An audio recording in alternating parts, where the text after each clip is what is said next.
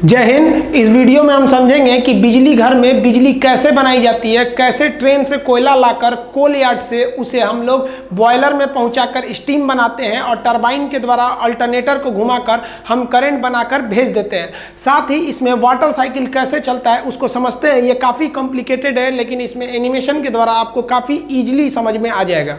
देखिए, जो electric power plant होता है वो बहुत बड़ा यूनिट होता है। वो लगभग 3-4 किलोमीटर एरिया में फैला होता है, जिसमें से कई खंड होते हैं। हम एक एक पार्ट को सबसे पहले पहुंचते हैं। हमको वहाँ हीट उत्पन्न करना है, स्टीम बनाने के लिए, पानी खौलाने के लिए हमें हीट चाहिए। ये हीट हमें कोयले से मिलती है। अब वहाँ थोड़ा मोड़ा कोयला नहीं चाहिए, बहुत ज़्यादा चाहिए, क्योंकि कोयला घट जाएगा तो बिजली प्लांट बंद होगा और पूरे शहर में बिजली कट जाएगी। इसलिए हम लोग 1.5 मिलियन टन 1.5 मिलियन टन कोयला को रखते हैं, जो 40 दिन का स्टॉक होता है। ये कोयला को हम लोग कोल यार्ड में रख देते हैं। इसे कोल हैंडलिंग डिपार्टमेंट को सौंप दिया जाता है। यहाँ ट्रेन आती है और इस कोयले को यहाँ पर खाली करके डंप करके चली जाती है।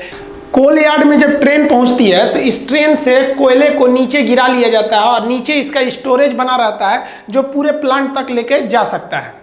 एक एक करके हर एक वैगन से कोयले को गिरा दिया जाता है, रिलीज करके नीचे स्टोरेज में।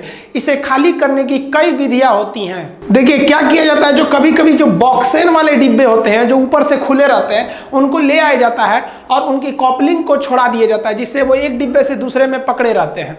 और उसके बाद ये जो मशीन होती है, लिफ्ट मशीन, इसको पूरी तरह से उल्टा कर देती है, जिस वजह से इसमें का सारा कोयला थर्मल पावर प्लांट के कोल यार्ड में नीचे चला जाता है और नीचे इसे कन्वेयर द्वारा उठा लिया जाता है। फिर इसको ये मशीन जो है केवल इसी बॉगी को पकड़ती है और फिर सीधा रख देती है। फिर उसकी कॉपलिंग को कर दिया जाता है और इस ट्रेन को आगे के लिए रवाना कर दिया जाता है। तो कई विधियां द्वारा इस कोयला को कोल यार्ड में खाली किया जाता है। एक मशीन द्वारा उस गिराए गए कोयले को हम लोग उठा लेते हैं। जैसे ये मशीन देख रहे हैं, तो ये यहाँ से ऐसे उठा लेगा यहाँ से और इस पर गिरा देगा, ये कन्वेयर द्वारा, और ये इस पर गिरेगा ना, तो इस रास्ते से ये आगे जा सकता है। यहाँ से कोयला उठाएगा और इसी कन्वेयर पे गिराएगा, इसके रास्ते ये यहाँ आके यहाँ गिरेगा और यहाँ से ये मशीन द्वारा आगे बढ़ जाएगा। कोल यार्ड से कोयले को उठाने के लिए बहुत ही बड़ी ये भारी भरकम मशीन का प्रयोग किया जाता है। ये काफी दूरी तक चल सकती है और इसके लिए एक ट्रैक बना होता है और ये अपने हाथ से कोयला उठा सकती है। इसका जो हैंडल होता है ये काफी दूर तक जा सकता है, अगल बगल के यार्ड तक, और ये मशीन को फिर आगे पीछे चलाया भी जा सकता है। ये ऊपर नीचे भी खिसक सकती है। देखिए, इस मशीन का जो अगला दांत होता है ना, वो आगे की ओर होता है, तो ये इस तरह से कोयले को उठा लेता है और इस साइड में ले जाके पटक देता है। आप देखिए, इधर जाएगा तो ये उठेगा और इस तरह से उठाते हुए जाएगा ये, और जब उस साइड का सर्किल चलेगा तो ये अपने ऊपर इस साइड में ले जाके कन्वेयर बेल्ट के ऊपर पटक देगा सारा कोयला। तो इधर से लोड होगा और इसी मशीन द्वारा उस साइड में अनलोड हो जाएगा। इस तरह से करने से आप यहाँ क्लोज लुक में देखिएगा तो ये नीचे से ऐसे उठा के ले आ रहा है और अपने ही पास गिरा ले रहा है। जैसे ये इधर से जाएगा और इस साइड में ले आके यहीं पर गिरा ले रहा है। जस्ट इसके नीचे आपका कन्वेयर बेल्ट जो इस पूरे कोयले को आगे भेजेगा और ये यहीं पे इसको डंप कर देता है। देखिए, यहाँ से ये निकल गया कन्वेयर बेल्ट पर। ये कन्वेयर बेल्ट पूरे प्लांट तक आगे की ओर कोयला को पहुंचा देता है, जहां तक इसको जरूरत है प्लांट में, चाहे वो कितना भी आगे प्लांट हो। तो किसी भी पावर प्लांट में कोल हैंडलिंग बहुत बड़ा एरिया होता है। कन्वेयर बेल्ट जो होता है, एक पट्टी होती है, दोहरी पट्टी, जो किसी रोटेटर पर घूमती रहती है। जैसे यहाँ हम कोई चीज को गिराएंगे तो ये इसी पर घूमते रहेगा। अब ये पट्टी यहाँ जाके अंदर हो गई है तो मटेरियल यहीं गिर जाएगा। तो एक ही पट्टी द्वारा हम इसको गिराते रहेंगे। अगर मान लीजिए इससे भी आगे ले जाना है तो एक और कन्वेयर बेल्ट यहाँ लगा देंगे, वो इससे भी आगे ले जाएगा। नहीं तो यहीं पे काम है तो यहीं पे छोड़ देंगे हम। तो ये कन्वेयर बेल्ट जोड़ के हम किसी भी चीज को बहुत आगे तक ले जा सकते हैं। ये जो कोयला होता है इसका कोई आकार ही फिक्स नहीं होता है, ये बड़ा भी हो सकता है, छोटा भी हो सकता है। तो इस कोयला को इस कन्वेयर बेल्ट के माध्यम से आगे भेजते हैं हम लोग क्रशर मशीन में। क्रशर मशीन क्या होता है, कोयले को छोटे छोटे टुकड़ों में तोड़ देता है, लेकिन इन टुकड़ों को हम अभी भी आगे जलने के लिए नहीं भेजते हैं। इसको इसके आगे फिर इस कन्वेयर बेल्ट द्वारा इसे हम पल्वराइज करने के लिए, मतलब पाउडर बनाने के लिए एक बाउल मिल में भेजते हैं। ये बाउल मिल में ये जो कोयला होता है एकदम पाउडर की तरह हो जाता है। जितना पतला पाउडर हम लोग लगाते हैं चेहरे पे ना, उस तरह से ये पाउडर को पीस के एकदम आटा बना देता है, ताकि पूरा कंप्लीट जल जाए। अंदर उसके जो ऐश यानी राख है वो बहुत ही कम बने। तो आप सोचिए, किसी भी पावर प्लांट का सबसे ज्यादा अगर कोई एरिया ऑक्युपाई करता है ना, तो 50% एरिया तो कोल यार्ड ही लेके चला जाता है। सोचिए, एक ट्रेन को ले आने का जगह बनाना रहता है पूरा स्टेशन की तरह। वहां ट्रेन आएगी, फिर उसको खाली करना है, फिर सोचिए 1.5 मिलियन टन कोयला को रखने के लिए जगह बनाना लगाना है, फिर उसके लिए कन्वेयर बनाना है। तो ज़्यादातर एरिया पावर प्लांट का, बिजली घर का, वो उसका अप्रोक्स 50% एरिया लेके चला जाता है आपका केवल कोल यार्ड हैंडलिंग डिपार्टमेंट। देखिए अब जो कोयला आता है वो पल्वराइज होता है, मतलब एकदम पाउडर की तरह होता है, और उसे कोयला को हम लोग बॉयलर मशीन में डालते हैं। बॉयलर एक ऐसी मशीन होती है जिसमें आग लगाया जाता है, बॉयल किया जाता है, किसी चीज को ऊपर रख नीचे फर्नेस यानी भट्टी में आग लगाकर ऊपर किसी चीज को बॉयल करना, उबालना बॉयलर कहलाता है। तो इस बॉयलर में कभी भी हम लोग बड़े बड़े कोयले को नहीं डालते हैं, बल्कि वो पल्वराइज कोयले को डालते हैं पाउडर की तरह। जैसे इसमें पाउडर की तरह डालते हैं, ये कोयला यहाँ पर जलने लगता है। देखिए जो बॉयलर होता है, जब इसमें कोयला जलता है तो कोयले के जो भारी कण होते हैं वो नीचे बैठ जाते हैं, तो उसकी गंदगी ज्यादातर नीचे चली जाती है, और जो ऊपर रहते हैं उन्हें फ्लाई एश कहते हैं, वो फ्लू एयर के रूप में वो ऊपर का धुआं निकल जाता है। और इसमें इस तरह से गर्म हवा की जाती है जिसे प्री हीटेड एयर कहते हैं, कि कोयले की जो नमी है वो सूख जाए और कोयला अच्छे से इसमें जल सके, और पाइप के रास्ते से इसमें पानी आता है, और इसके जितने भी बॉटम एश होते हैं वो नीचे चले आते हैं, और फ्लाई एश जो उड़ने वाले धुआं होते हैं वो ऊपर चले जाते हैं, और ये जाके पूरे ये ट्यूब को गर्म कर देता है जिसमें पानी भरा रहता है, जिससे कि स्टीम बनते हैं। बॉयलर में जो पानी डाला जाता है वो पानी पाइप के रूप में रहता है। आप देखिए पूरा पाइप के अंदर पानी है और इसमें आग लगा हुआ है, ये कोयले का जो पाउडर के रूप में वही आग लगा हुआ है। अब आप बताइए, ये आग के संपर्क में ये जितने पाइप हैं, इन पाइप में पानी है। अब ये नीले रंग के दिख रहे हैं, गर्म होकर लाल हो जाएंगे, और ये ऊपर बॉयलर का जो टंकी रहता है इसी में से पानी आ रहा होता है। ये पानी नीचे के आग के द्वारा पाइप के अंदर ही स्टीम बनने लगता है और सुपर हीटेड हो जाता है। बॉयलर के ऊपरी भाग में एकदम सुपर हीट, एकदम स्टीम बन जाता है, और इस स्टीम को इस बॉयलर से आगे निकाला जाता है। ये कोयला जब जलता है तो इसके ऊपर पानी रखा रहता है, पानी की एक टंकी रहती है, अतः यह कोयला जल के उस पानी की टंकी को गर्म करके स्टीम बनाता है। तो स्टीम बनाएंगे तो हम आगे के फंक्शन को समझने से पहले अभी यही कोयले का निपटारा कर देते हैं। कोयला जल के स्टीम बन गया, बचेगा क्या? धुआं बचेगा और राख बचेगा। अब दो तरह की राख होती है, जो भारी राख होती है वो नीचे की ओर चली जाती है, जिसे हम लोग बॉटम ऐश कहते हैं। बॉटम ऐश मतलब नीचे चले आना। तो ये बॉटम ऐश को नीचे जो होता है, एक जाली होता है जो वाइब्रेट करता है, सारा राख नीचे चला जाता है और इसे एक स्टोर में रख लिया जाता है, और इसे सीमेंट कंपनी को दे दिया जाता है, जिसमें सीमेंट बनाने के काम में आता है ये। तो बॉटम ऐश ऐसे चला गया। लेकिन जो उड़ रहा था इसमें, अभी जो आगे उड़ रहा था ऊपर की ओर, उसे फ्लाई ऐश कहते हैं, उड़ता हुआ राख। ऐश मतलब राख होता है, तो फ्लाई ऐश मतलब उड़ता हुआ राख। अब आप बताइए, उड़ता हुआ राख को अगर इस चिमनी के माध्यम से ऊपर भेज देंगे तो पूरे हवा में ये कोयला भर जाएगा, सांस लेंगे तो फेफड़े पे चिपक जाएगा काला काला।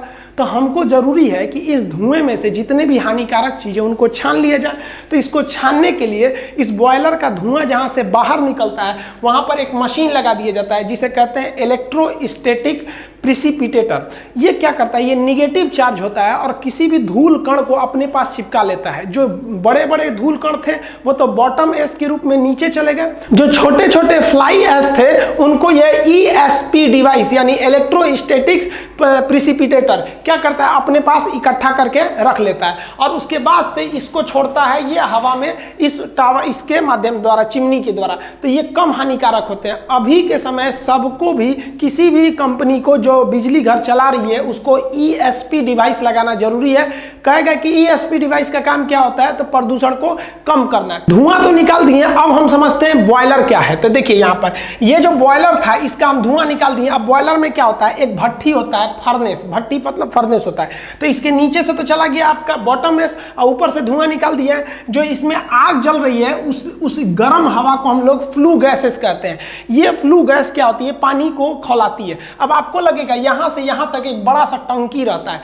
गलत बात है, ये टंकी नहीं रहता है, बल्कि इसमें छोटे छोटे पाइप रहते हैं और उस पाइप में पानी आया रहता है। अब ये पाइप जो होते हैं छोटे छोटे रहते हैं, पतले पतले, इसलिए पानी का एरिया कम रहता है, वो चारों ओर से गर्म हो जाते हैं। और एक पाइप दूसरे पाइप से टच में नहीं रहता है, ऐसे लटका रहता है, उसके चारों ओर आग रहती है, तो ये बहुत ही जल्दी गर्म हो जाता है। नीचे का एरिया गर्म होता है, ऊपर में तो एकदम ये सुपर हीट हो जाता है पानी।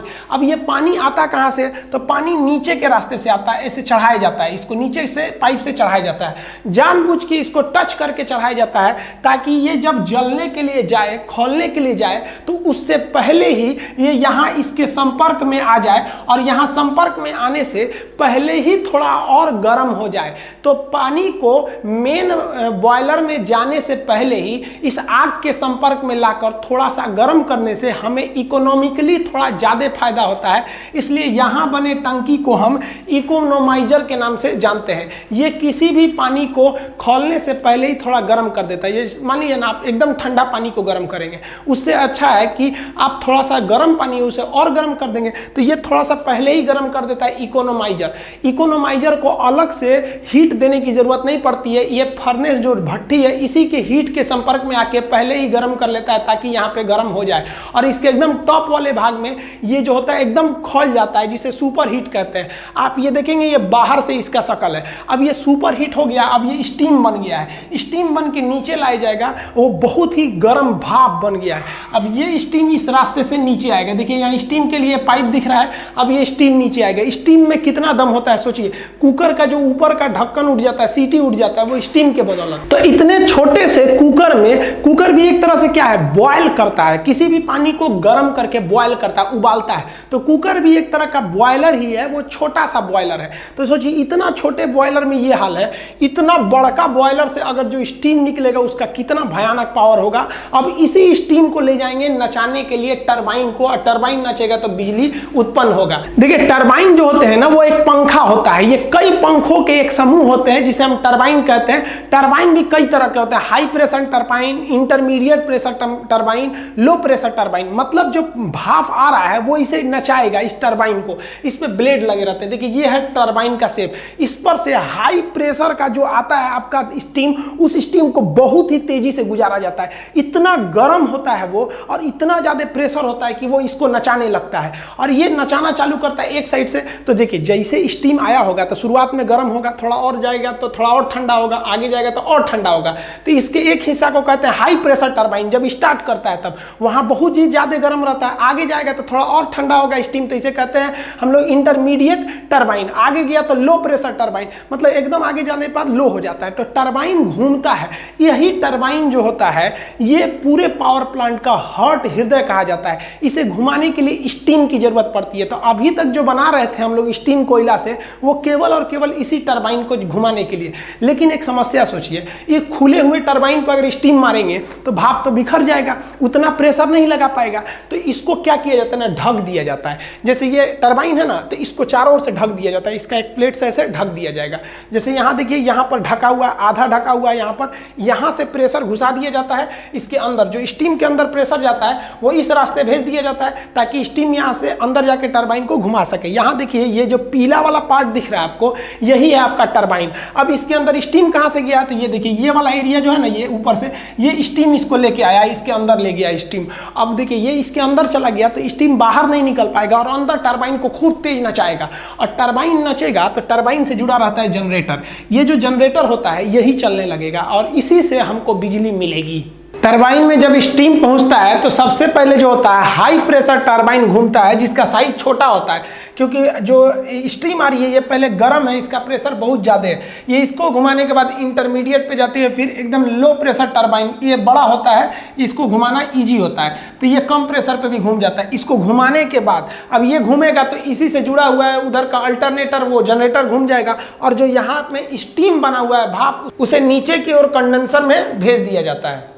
देखिए इस रास्ते से जैसे ही इसमें गर्म एकदम हॉट स्टीम पहुंचेगा, भाप पहुंचेगा, तो भाप में बहुत ज़्यादा ताकत होता है, वो इसको नचाएगा। ये जैसे नचेगा तो जो इसके बीच का रॉड है जिसे शाफ्ट कहते हैं, इस शाफ्ट को इस जनरेटर के शाफ्ट से जोड़ दिया गया है। अब ये जनरेटर नचने लगेगा। अब ये काफ़ी हैवी शाफ्ट है, ये जितना तेज नचेगा उतना ही तेज ये इस जनरेटर को नचाएगा।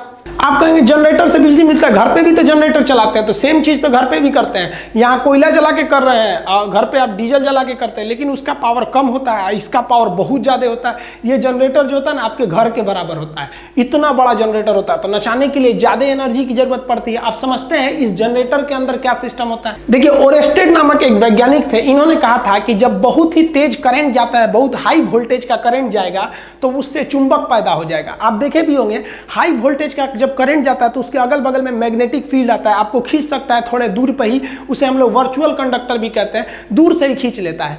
तो फैराडे नामक वैज्ञानिक ने दिमाग लगाया, कहा कि ससुरा जब इलेक्ट्रिसिटी से, करंट से चुंबक पैदा हो सकता है तो चुंबक से करंट क्यों नहीं पैदा हो सकता है। तो इन्होंने इसी सिद्धांत को घुमाकर कोशिश किया। इन्होंने कहा कि जब करंट जा रहा है तो चुंबक बन रहा है, तो एक काम करते हैं, हम चुंबक को ले जाते हैं, करंट बनेगा। तो ये क्या किए, एक तार को बीच में रख दिए यहाँ पर ऐसे, और इसके साइड में ना इसे चुंबक ले जा रहे थे। ये इसको ले जाने से ना इसमें बिजली बन ही नहीं रहा था। कहे कि चुराई तो उल्टा काम काहे नहीं कर रहा है। अब इनको दिमाग काम नहीं कर रहा था, ऐसे तार था, इसमें ऐसे चुंबक ले जा रहे थे, तो इनका काम ही नहीं कर रहा था। तो एक बार क्या किए इन लोग ना कि ये चुंबक को ना घुमा के, इसके अंदर जो चुंबक चारों ओर लगा के, और अंदर का जो तार था ना उस तार को राउंड नचाना चालू किए। जैसे ये कॉइल है ना, ये कुंडली, तो इसको ये राउंड नचाना चालू किए।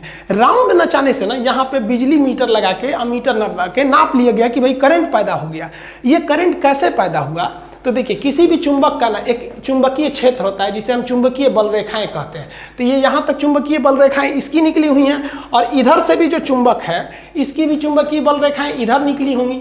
तो ये सिद्धांत दिया गया कि जब दो चुंबकीय बल रेखाओं के बीच में कोई कंडक्टर या कोई कॉपर का वायर कॉइल उसको काटेगा तो इस कॉइल के अंदर खुद ब खुद बिजली पैदा हो जाएगी। अतः ये दोनों एक दूसरे के पूरक सिद्धांत हैं। इन्होंने कहा कि बिजली से चुंबक पैदा होगा, तो इन्होंने कहा कि भैया चुंबक से भी बिजली पैदा हो जाएगा। ये होता है अल्टरनेटर। ये जो अल्टरनेटर और डायनेमो, इसका एक अलग चैप्टर होता है, इसको हम उसमें समझाएंगे। अभी आप मोटा मोटी यही समझिए कि जहां दो चुंबक रख देंगे, उसके बीच में अगर आप किसी भी तार को इसे घुमाएंगे, अब बहुत हाई स्पीड में घुमाएंगे, तो वो जो चुंबक का ये जो बल रेखाएं थी वो बदल जाएंगी आपकी विद्युत में, और आपको तार पर बिजली की प्राप्ति हो जाएगी। तो जनरेटर के अंदर इसी को घुमाया जाता है। तो जितना जो टरबाइन लगाए थे, वो टरबाइन का जो शाफ्ट था वो इसी से जोड़ दिया जाता है, टरबाइन को इससे जोड़ दिया जाता है। अब जो स्टीम आ रहा है वो नचाएगा टरबाइन को, टरबाइन नचाएगा इस कॉइल को, अब कॉइल क्या करेगा, इसके चुंबकीय क्षेत्र को इसके चुंबकीय क्षेत्र के बीच में घूमेगा, तो उनके चुंबकीय क्षेत्र को काटेगा, इसमें बिजली उत्पन्न हो जाएगी, और यहाँ से आप वायर के रास्ते से, ट्रांसमिशन लाइन से भेज सकते हैं आप बिजली को। तो यहाँ समझिए, ये वाला जो एरिया है ये आपका क्या चीज है, टरबाइन है, इसमें ही वो घूम रहा है आपका टरबाइन, और ये जुड़ा हुआ है इस जनरेटर से। इस जनरेटर के दोनों ओर क्या रखा हुआ है, चुंबक है, उसके बीच में कॉइल को वो तेजी से घुमा रहा है। अब ये जो स्टीम आ गया रहता है, इसके अंदर जो भाप आई रहती है, वो भाप का टेम्परेचर 540 से 1000 डिग्री सेल्सियस गर्म रहता है, इतना टेम्परेचर रहता है। और वो भाप इतना ज्यादा दबाव बजाती है कि टरबाइन के एक ब्लेड पर 250 केजी का प्रेशर लगाती है। इतना भयानक, सोचिए 250 केजी का मतलब 4 आदमी के बराबर। एक पंखा पर अगर 4 आदमी के बराबर इसे मारा जाए लोड, ऐसे कितना तेज घूमेगा। तो इतना तेज प्रेशर से वो टरबाइन नचता है। अब ये टरबाइन आगे जुड़ गया रहता है इस जनरेटर से, जनरेटर को ही, जनरेटर के अंदर के भाग को हम लोग अल्टरनेटर कहते हैं। जैसे ये देखिए टरबाइन है, ये अंदर अंदर जुड़ा हुआ है इस वाले जनरेटर के हिस्सा से, ये अल्टरनेटर हो गया यहाँ पर। अब ये अल्टरनेटर जो होता है घूमता है 3000 आरपीएम, यानी राउंड पर मिनट, 1 मिनट में 3000 बार घूम जाता है, जिससे कि चुंबकीय फ्लक्स कटने लगते हैं और बिजली बनने लगता है। जैसे देखिए ये है आपका टरबाइन, इस टरबाइन में स्टीम आया होगा और वो स्टीम घुमाया होगा। ये है शाफ्ट, शाफ्ट उसको कहते हैं जिस पर कोई भी चीज घूम रही होती है। ये शाफ्ट के मदद से क्या होता है, ये टरबाइन जो होता है ये अल्टरनेटर से जुड़ा रहता है। अब ये टरबाइन को घुमाइएगा तो ये शाफ्ट भी घूमेगा, और ये शाफ्ट घूम के इस अल्टरनेटर को घुमाएगा, और इसके अंदर साइड साइड में है चुंबक, अब बीच में कॉइल घूमेगा, और उसके घूमने से पैदा हो जाएगी आपकी बिजली। देखिए जनरेटर के अंदर जो होता है एसी करंट उत्पन्न करने वाले जनरेटर को हम अल्टरनेटर कहते हैं। इसमें एक भाग जो होता है रुका रहता है, जो रुका रहता है उसे स्टेटर कहते हैं। आपको पता है अब इसके अंदर एक को नचाना पड़ेगा तभी इलेक्ट्रिसिटी पैदा होगी, तो जो नचने वाला भाग होता है उसे हम लोग कहते हैं रोटर। तो ये घूमेगा और ये स्थिर रहेगा। अब एक बात बताइए, इसको ऐसे खुला छोड़ देंगे, कोई घूमेगा तो करंट मार देगा, तो इसको साइड साइड में हम एक बॉडी कवर दे देते हैं। तो ये देखिए एक इस साइड में बॉडी कवर हो गया, एक इस साइड में हो गया कवर हो गया। अब यहाँ एक चीज फंस जाता है, जैसे आप कवर करिएगा तो इसको जो घूमने वाला हिस्सा है, ये जो शाफ्ट है, इसको बाहर निकालिएगा। जैसे बाहर निकालिएगा तो ये इसके बॉडी से टच हो जाएगा, इसमें रगड़ करने लगेगा। तो हमको एक ऐसे चीज की चाहिए जो इसके बॉडी से टच भी हो जाए और रगड़ भी ना करे, तो इसके लिए इसमें बेयरिंग लगा देते हैं। बेयरिंग डबल लेयर की होती है, जिसका बाहर का एरिया नहीं घूमता है वो बॉडी से चिपक जाएगा और अंदर का एरिया घूमेगा। तो अंदर का एरिया को इसके शाफ्ट से फंसा देते हैं और बाहर के एरिया को बॉडी से, तो ये बॉडी को पकड़े भी रहेगा और अंदर अंदर घूमते भी रहेगा। इसको बंद कर देंगे तो ये अंदर वाला क्या होगा, नचेगा, और बाहर वाला स्थिर रहेगा। ये तो ये ब्लू कलर का ये इसका बॉडी है, अब ये नचने लगेगा। ये बेयरिंग देखिए, बाहर वाला स्थिर है, अंदर वाला घूमेगा, इस तरह से इलेक्ट्रिसिटी जनरेट हो जाएगी। और इस बिजली को क्या किया जाता है, बहुत ही हाई पावर के ट्रांसफार्मर को दे दिया जाता है। ये ट्रांसफार्मर को हम पावर ट्रांसफार्मर कहते हैं, इसे स्टेप अप ट्रांसफार्मर कहते हैं। ये ट्रांसफार्मर उस पैदा हुए बिजली को ज्यादा दूर तक भेजने के लिए इसके वोल्टेज को बढ़ाकर 2,20,000 वोल्ट यानी 220 kV से भी ज्यादा कर देते हैं। अब ये इस ट्रांसफार्मर पे डिपेंड है कि कितना वोल्टेज कर रहा है, और तब उसको क्या करते हैं, ये बड़े से ट्रांसफार्मर इसके पावर लाइन के द्वारा, ट्रांसमिशन लाइन द्वारा आगे की ओर भेज देते हैं। ये तो हम आपको इसके बारे में पूरी कंप्लीट जानकारी बता दी है कि कैसे बिजली को भेजा जाता है, इसका A to Z पार्ट आइए भेज दिया जाता है। इसीलिए जिस गांव में बिजली बनती है उस गांव के ट्रांसफार्मर से उस शहर को बिजली नहीं दिया जाता है। क्यों नहीं दिया जाता है, क्योंकि यहां से जो बिजली निकल रही है 2,20,000 वोल्ट पे निकली है। किसी के घर में दे दीजिएगा उड़ जाएगा, तो उसके घर को ना देके इसे दूसरे जगह ट्रांसफर कर दिया जाता है उस बिजली को। अब एक चीज आप सोचिए कि जो स्टीम बना था भाप, उसे दूसरा भफवा कहां गया।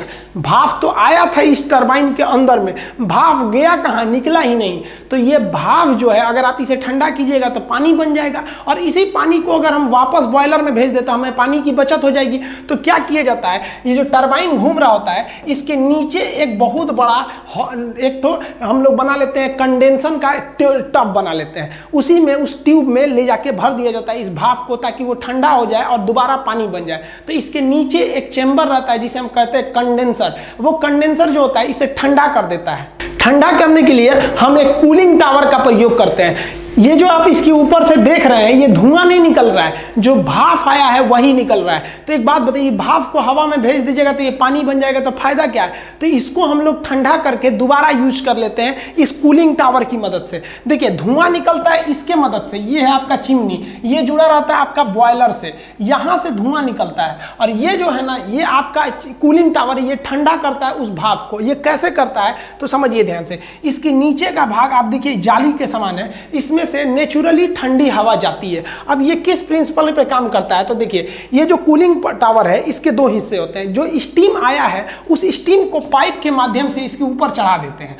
ये पाइप से चढ़ गया ऊपर में स्टीम भाप, और वो भाप जब ऊपर चढ़ेगा तो उतना देर में वो ठंडा हो चुका रहेगा, क्योंकि बहुत दूर से निकला है वो बॉयलर से, ठंडा हो जाएगा। तो इसे फुहारा द्वारा नीचे की ओर गिराते हैं।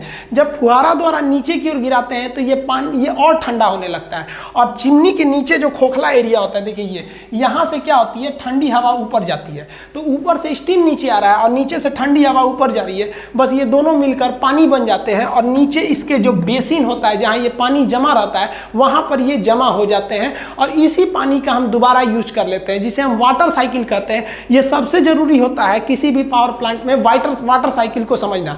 तो ये जो कूलिंग टावर है इसमें हम लोग स्टीम को नीचे से नहीं भेजते हैं, जो टरबाइन से बचा हुआ स्टीम नीचे गया था उसे मोटर की मदद से खींच के हम लोग इस कूलिंग टावर से बीच से गिराते हैं। ये खोखला होता है, और ये जब नीचे आता है तो एयर के संपर्क में आके पानी बन जाता है और ये बेसिन में जमा हो जाता है। लेकिन 100% पानी नहीं बन पाता है, वही जो थोड़ा बहुत पानी नहीं बन पाया रहता है वो भाप बन के बाहर निकल जाता है। ये 0% प्रदूषण करता है, ये तो पानी है एक तरह से, बन जाएगा पानी में। वाटर साइकिल सबसे जरूरी होता है। देखिए जब भी बिजली घर को लगाया जाता है तो उसे कोयले की बहुत ज्यादा जरूरत है, इसलिए उसमें ट्रेन का एक यार्ड बना देते हैं, और पानी की तो निरंतर जरूरत है, क्योंकि स्टीम के बिना आखिर टरबाइन नचाएंगे कैसे, तो इतना पानी लाएंगे कैसे। तो उसके लिए हम उसको नदी के पास सेट कर देते हैं, किसी भी रिवर के पास हम लोग क्या करते हैं उसे सेट कर देते हैं। लेकिन नदी का पानी इतना तो साफ रहता नहीं है, और नदी के पानी का लेवल हमेशा एक जैसा नहीं रहता है, कभी वो लेवल घट जाएगा कभी बढ़ जाएगा। तो इस नदी के पानी से हम मोटर की मदद से एक अपना तालाब बना लेते हैं, जिस तालाब को हम लोग रिजर्वायर या जलाशय कहते हैं। तो जिस किसी भी पावर प्लांट का अपना एक तालाब होता है, वो नदी से ही पानी को खींच लेता है। अब नदी के पानी उतना भी आपको उसमें मिनरल्स रहते हैं, तरह तरह के रहते हैं, कैल्शियम रहता है, ये सब रहता है। इस सब अगर कैल्शियम आयरन की मात्रा रहेगी तो पानी जल्दी भाप नहीं बनेगा। तो क्या किया जाता है, उस पानी को हम डीमिनरलाइज कहते हैं। तो डीमिनरलाइज करने वाले प्लांट को हम डीएम प्लांट कहते हैं। तो ये रिजर्वायर से हम इसको डीमिनरलाइज करके उसमें केवल H2O छोड़ते हैं उस पानी में, और ये पानी को हम क्या करते हैं, यहाँ से भेज देते हैं हम लोग ये कूलिंग टावर के नीचे बेसिन में। अब जरा देखिए, कूलिंग टावर के बेसिन में आप कहेंगे पानी कहाँ से आया था, तो वो टंकी का पानी, वो उसका पानी नहीं था बल्कि वो रिजर्वायर से गया था। तो इस कूलिंग टावर में दो तरह की पानी है, जो ऊपर से गर्म है थोड़ा और नीचे से ये ठंडा वाला आ रहा है यहाँ पे। अब इस पानी को, ये तो कूलिंग टावर के बेसिन में जमा हो गया, अब इसे हम आगे भेजते हैं। देखिए इस पानी को हमको भेजना है बॉयलर तक। तो ये जो पानी आ रहा है नीचे से, ये जा रहा है बॉयलर में। किस लिए जा रहा है भाई, तो गर्म होने के लिए जा रहा है। अब यहाँ इंजीनियरों ने बहुत अच्छा दिमाग लगाया, इसको भेजा इन लोग ने कंडेंसर के द्वारा। ये कंडेंसर कहाँ लगा रहता है, तो जो टरबाइन है उस टरबाइन के ठीक नीचे। अब आप याद कीजिए, टरबाइन तो नचा था भाप के द्वारा, और वो भाप कहाँ आया था, नीचे। और इस भाप को हम लोग भेजे थे कूलिंग टावर में। अब जानबूझ के इन दोनों पाइप को एक दूसरे के ऊपर सटा के भेजा जाता है, ताकि जो गर्म हवा निकली है ये जा रही है ठंडा होने के लिए। तो जब ये ठंडा होने के लिए जाएगा तो इधर से रिजर्वायर में होते हुए डीएम प्लांट से जो ठंडा पानी आ रहा है, ये ठंडा पानी इसके संपर्क में जैसे आएगा तो ये वाला जो आपका स्टीम है, इसी के संपर्क में आने से यहीं से पानी बनना चालू हो जाएगा, ताकि यहाँ जाकर पानी बनने में आसानी हो जाए। और साथ ही साथ ये जो पानी जा रहा है डीएम प्लांट से, ये बॉयलर में गर्म होने के लिए जा रहा है, तो इस गर्म स्टीम के संपर्क में आने से ये यहीं पर प्री हीट हो जाता है, थोड़ा पहले ही गर्म हो जाता है। तो हल्का सा तो ये यहीं गर्म हो गया। अब एक चीज ध्यान दीजिए, इसको हम लोग चाहते तो डायरेक्ट यहां से चढ़ा देते ऊपर की ओर, लेकिन ऊपर की ओर जानबूझकर नहीं चढ़ाया गया, क्योंकि डायरेक्ट पानी चढ़ाएंगे तो उस पानी का टेम्परेचर अभी भी बहुत ही ज्यादा ठंडा है, बहुत ज्यादा गर्म नहीं है। तो इसको क्या किया जाता है, आप याद कीजिए कि जो यहाँ पर हमारा जो यहाँ बॉयलर था, बॉयलर के सटा के यहाँ एक टंकी रहती है छोटी सी, जिसे हम लोग कहते हैं इकोनोमाइजर। ये क्या करता है, पानी इस इकोनोमाइजर के रास्ते जाता है, और ये इकोनोमाइजर इसी ही भट्ठी से गर्मी ले लेता है, हीट ले लेता है, जिससे कि हमको इकोनॉमिकली थोड़ी बचत हो जाती है, और ये पानी पहले ही गर्म हो जाता है, प्री हीट हो जाता है।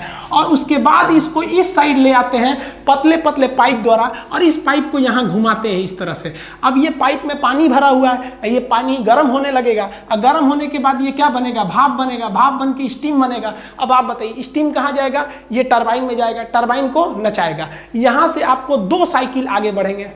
एक साइकिल हो जाएगा वाटर साइकिल की पानी कैसे फ्लो कर रहा है, दूसरा हो जाएगा आपका कि बिजली कैसे बन रही है। तो पहले हम लोग वाटर फ्लो को समझते हैं, वाटर कैसे फ्लो हो रहा है। तो स्टीम जो यहाँ पे है बाबू देखिए ध्यान से, ये स्टीम जो है इस टरबाइन को नचा के अंदर घुस जाएगा, अंदर घुस के ये वाटर कूलर में जाएगा, वाटर कूलर में ये कूलिंग टावर में ठंडा होकर नीचे बेसिन में पहुंच जाएगा। बेसिन में एक्स्ट्रा पानी कहाँ से आ रहा था, तो नदी से। नदी से के कैसे आएगा, रिजर्वायर में। रिजर्वायर के बाद ये डीएम प्लांट के माध्यम से इसमें पहुंचेगा। इसके बाद से ये कहां जाएगा भाई, तो ये आगे बढ़ेगा। अब ये आगे बढ़ेगा इस पाइप से कंडेंसर के होते हुए इकोनोमाइजर के पास पहुंचेगा। अब इकोनोमाइजर से ये कहां पहुंच जाएगा, बॉयलर में। बॉयलर में गर्म होने के बाद स्टीम बनेगा, स्टीम पहुंचेगा कहां, टरबाइन में। टरबाइन के बाद कंडेंसर, कंडेंसर के बाद कूलिंग टावर, कूलिंग टावर के नीचे बेसिन, फिर नदी वाला पानी मिल के फिर कहां जाएगा, बॉयलर में। तो ये वाला जो हिस्सा है ये आपका चल रहा है आपका वाटर साइकिल। लेकिन इस वाटर साइकिल के अलावा अगर आप सोचेंगे करंट साइकिल को देखने के लिए, तो करंट कैसे बन रहा है, बॉयलर में बन रहा है स्टीम, स्टीम जाके नचा रहा है किसको, टरबाइन को, टरबाइन किसको नचा रहा है, अल्टरनेटर को, अल्टरनेटर जुड़ा है ट्रांसफार्मर से, बिजली बना के भेज दिया।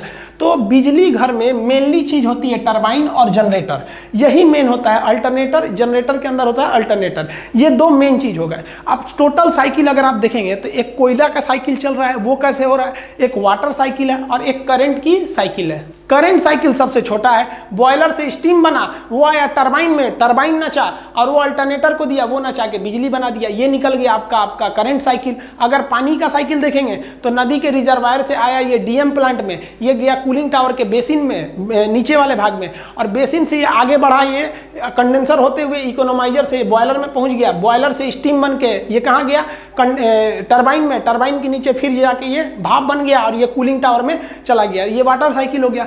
कोल साइकिल देखेंगे, कोयला कैसे आ रहा है, तो ट्रेन के रास्ते से कोल यार्ड में आया, कोल यार्ड के बाद उसको क्रश किया गया, क्रशर के बाद उसे पल्वराइज किया गया बॉल मिल में, उसके बाद इसे किस में भेजा गया हम लोग ने, बॉयलर में। बॉयलर में ये जला तो जो ऊपर उड़ गया उसे कहा गया फ्लाई ऐश, जो नीचे बैठ गया उसे कहा गया बॉटम ऐश। बॉटम ऐश को नीचे इकट्ठा करके सीमेंट को भेज दिया गया, फ्लाई ऐश को हम लोगों ने प्रिसिपिटेटर द्वारा छान के रख लिए लोग। इस तरह से आप टोटल बिजली कैसे बनती है ये पावर प्लांट समझ गए।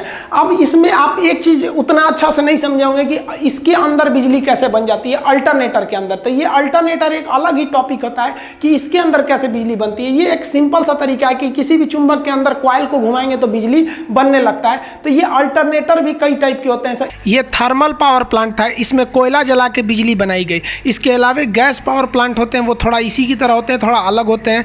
हाइड्रो इलेक्ट्रिक पावर प्लांट नदी द्वारा बिजली बनाए जाते हैं। परमाणु बिजली घर वो अलग होते हैं, उसको हम लोग कभी और चर्चा करेंगे। इसको हम लोग नेक्स्ट वीडियो में समझेंगे कि एसी करंट क्या होता है, डीसी क्या होता है, आखिर हम इस करंट को कैसे चाहेंगे तो एसी बना सकते हैं, कैसे चाहेंगे तो डीसी बना सकते हैं। मिलेंगे नेक्स्ट वीडियो में, तब तक के लिए जय हिंद।